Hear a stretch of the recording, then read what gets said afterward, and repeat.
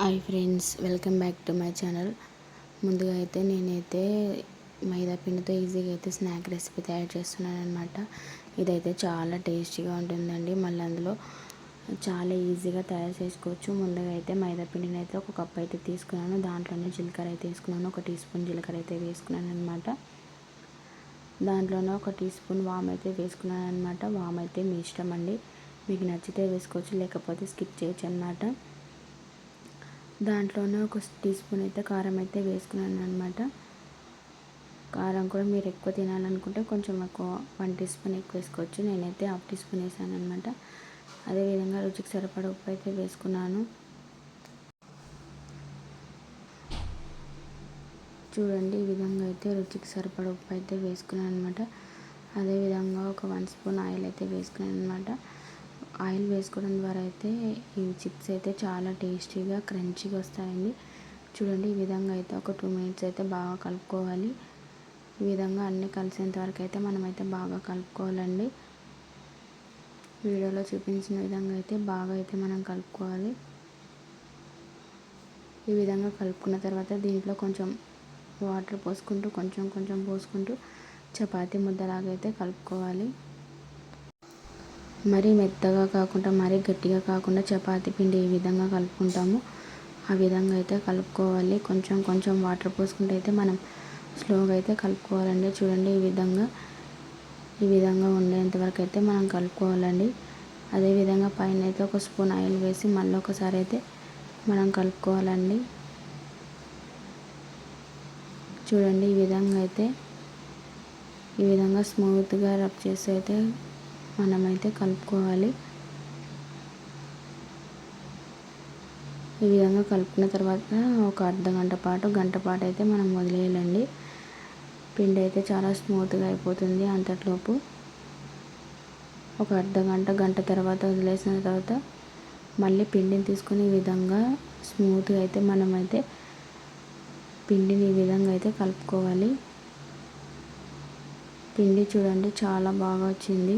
ఈ విధంగా కలుపుకోవాలండి.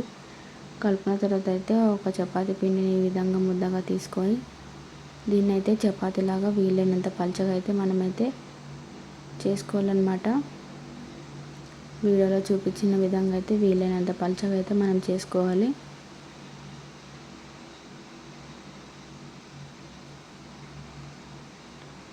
చూడండి, వీడియోలో చూపించిన విధంగా అయితే ఈ విధంగా అయితే పలచగా చేసుకున్న తర్వాత షాక్ని తీసుకొని మీకు నచ్చిన షేప్లో, డైమండ్ షేప్లో కానీ స్క్వేర్ షేప్లో కానీ మనమైతే కట్ చేసుకోవచ్చండి.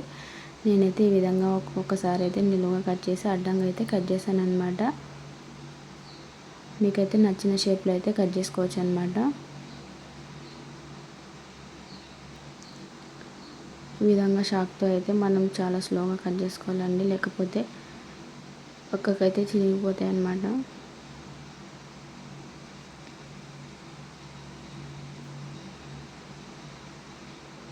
ఈ విధంగా కట్ చేసుకున్న దీనిలో అయితే మనమైతే ఫ్రై చేసుకోవాలండి.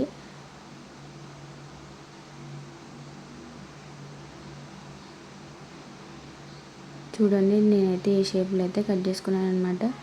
అదేవిధంగా ఒక కడాయి పెట్టుకొని ఆ కడాయిలో నూనె పోసుకోవాలి. నూనె వేడయ్యాకైతే ఈ విధంగా కట్ చేసుకున్న వాటిని అయితే మనం వేయించుకోవాలి. చూడండి, ముందుగా ఒకటి వేస్తే నూనె అయితే వేయట్లేదు. తర్వాత అయితే నూనె అయితే బాగా వేగిందండి. ఈ విధంగా బాగా వేగిన తర్వాత అయితే నూనె బాగా కాగిన తర్వాత అయితే ఇవైతే మనం కట్ చేసుకున్న వీటిని అయితే మనం కొన్ని కొన్ని వేసుకుంటే అయితే బాగా కాల్చుకోవాలండి. చూడండి ఎంత బాగా పొంగుతున్నాయో. చాలా టేస్టీగా ఉంటాయండి, చాలా క్రిస్పీగా, చాలా సింపుల్గా మనమైతే ఒక 5 నిమిషాలు అయితే వీటిని అయితే తయారు చేసుకోవచ్చు అనమాట. ఈవినింగ్ టైంలో అయితే స్నాక్ అయితే చాలా బాగా పనికొస్తాయండి. చాలా తొందరగా అయిపోతుందండి. మీరు కూడా దీన్ని అయితే డెఫినెట్గా ట్రై చేయండి. ఫస్ట్ టైం మన ఛానల్ని చూస్తున్నట్టయితే లైక్ చేయండి, షేర్ చేయండి, సబ్స్క్రైబ్ చేసుకోవడం మర్చిపోవద్దు. అదేవిధంగా అన్నీ అయితే మనం కాల్చుకోవాలండి. చేసుకునేటివి అయితే అన్నీ ఈ విధంగా ఒక్కొక్క వాయు విధంగా మనమైతే కాల్చుకోవాలి. నూనె వేడిగా ఉన్నప్పుడు మాత్రమే కాల్చుకోవాలండి, లేకపోతే అంత క్రిస్పీగా ఉండవు. ఈ విధంగా అయితే నేను చేసినటువంటి అయితే కాల్చుకున్నాను అనమాట.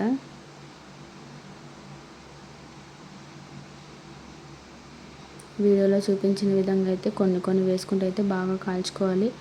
ఈ విధంగా కొంచెం గోల్డెన్ బ్రౌన్ కలర్ వచ్చేంత వరకు అయితే మనం అటు ఇటు తిప్పుతూ అయితే మనం కాల్చుకోవాలండి.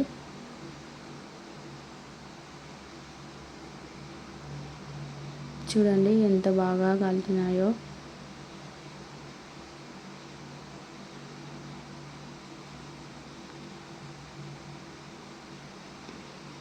ఈ విధంగా కాల్చుకున్న వాటిని ఒక ప్లేట్లోకి తీసుకోవాలండి.